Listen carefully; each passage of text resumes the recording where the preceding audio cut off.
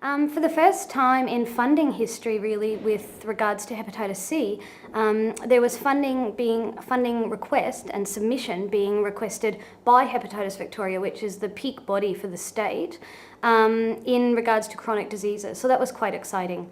Further to that, we were, from the Infectious Diseases Service point of view, we were invited along with, Bendigo Health was invited, and our service, along with Box Hill Hospital and the Alfred Hospital, to participate in a pilot program investigating and looking at the management and chronic diseases self-management of people with hepatitis C. Giving people control of their lives and learning how to support themselves and learn how to interface with the hospital systems, to interface with health services, to learn how to stand up and say, well, actually, I'd like a bit more information about that, please. So giving people confidence and support and some education around what are the things that are healthy for your liver, irregardless of whether someone's got hepatitis C or not. There are certainly healthy things that people can do for their liver.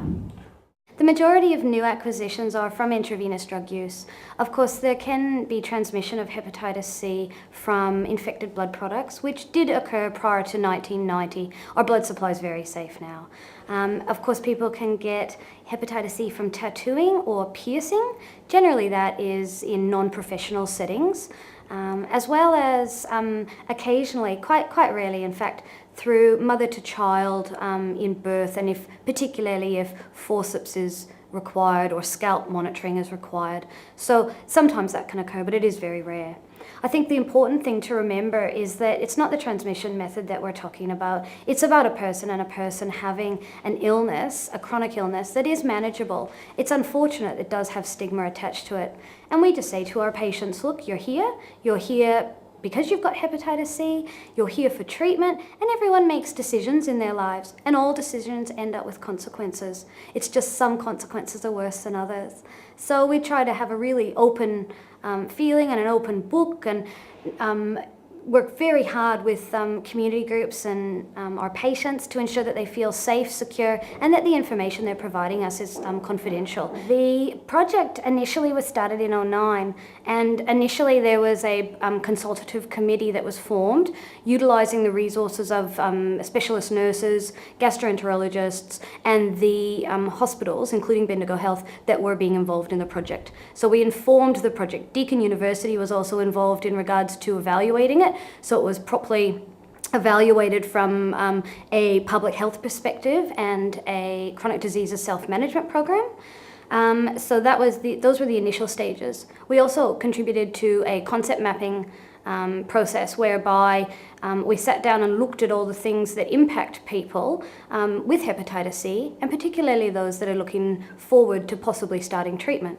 So that was done from the health professionals' point of view, as well as sessions like that were run with the patients themselves to actually determine what their issues were versus what the health professionals thought the issues were in regards to hepatitis C. The people that were involved were Hepatitis Victoria, of course, and their representatives, so right from the CEO down to their project workers. There were special interest groups that were participating in regards to intravenous drug using populations. There were nurses, specialist nurses working in liver clinics.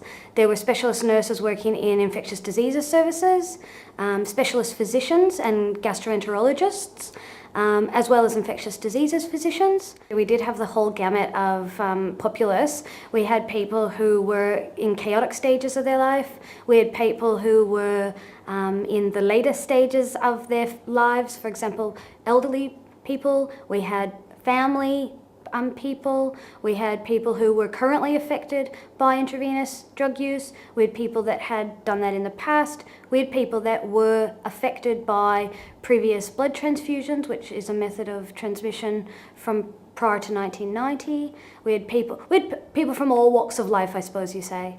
Overall, the project was entirely successful.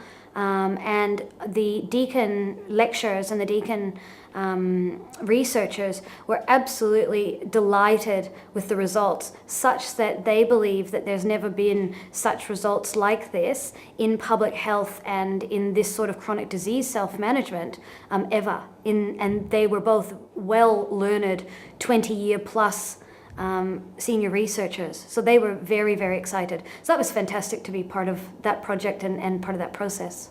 This project was completed in 2010, late 2010, and a final project was sent to the state government.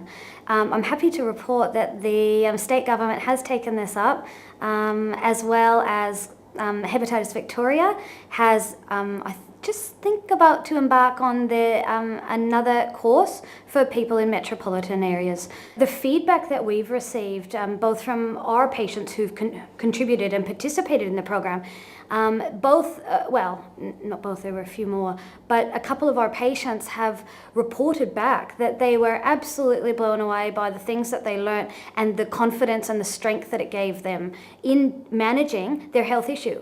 Because quite frankly, sometimes the health issues people have are at the bottom of the list, especially when they've got concerns around economics or housing or children or those sort of issues. So sometimes it can be the thing that we don't think about until down the track.